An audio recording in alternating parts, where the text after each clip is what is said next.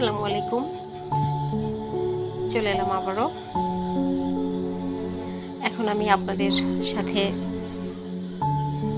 আমার শোরুমে সংরক্ষিত ডাইনিং টেবিলগুলো শেয়ার করব।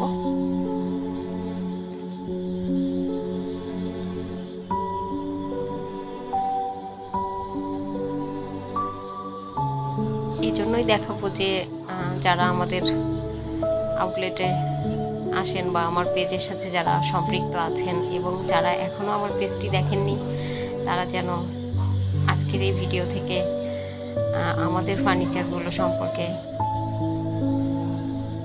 ইনফরমেশন পেয়ে যান এবং আমাদের আউটলেটগুলোতে যা যা রয়েছে এক নজরে দেখতে পান। সেজন্যই আজকের এই ভিডিওটা।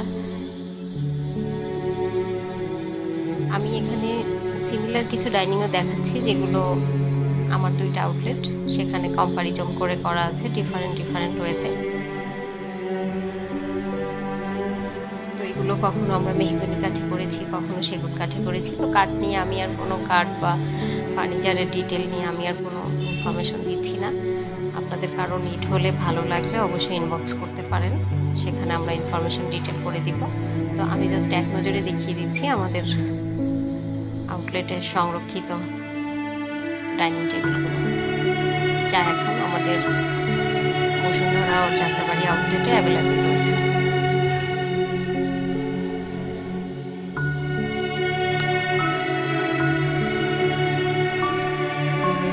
সবারই একটু টাইম কিল করছি, তারপরেও দেখিয়ে দিচ্ছি, কারণ নিড হলে যেন পেয়ে যান। এখান থেকে আপনাদের পছন্দের ফার্নিচারগুলো।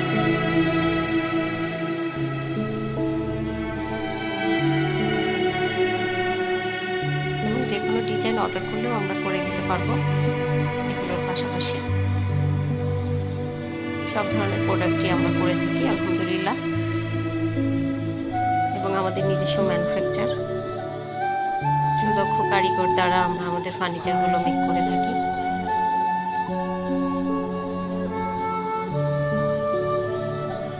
সূক্ষ্ম সুন্দর ডিজাইনকে সুনিপুণভাবে আসলে তারাই তুলে ধরে এবং তারাই আসলে এগুলো ক্রিয়েট করে বলেই হয়তো আমি আপনাদের সামনে এই সুন্দর সুন্দর প্রেজেন্টেশনগুলো দেখাতে পারি।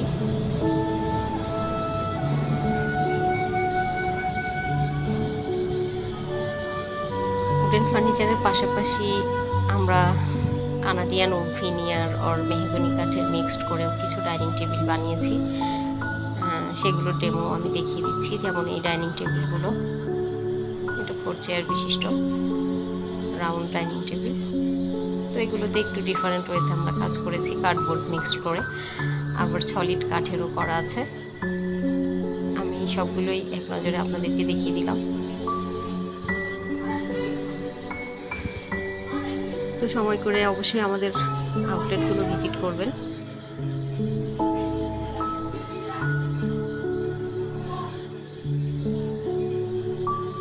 আই হোপ কাছ থেকে দেখলে ফার্নিচারগুলো আরও ভালো লাগবে। তো আজকের মতো এটুকুই।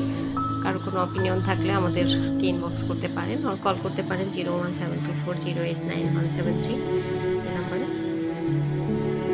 তো আমাদের ডেইলি আপডেটগুলো পেতে আজই আমার চ্যানেলটি সাবস্ক্রাইব করে রাখবেন। সেই সাথে সবাই ভালো থাকবেন, আমাদের জন্য দোয়া করবেন, রোজা ফার্নিচারের সাথেই থাকবেন। আল্লাহ হাফেজ।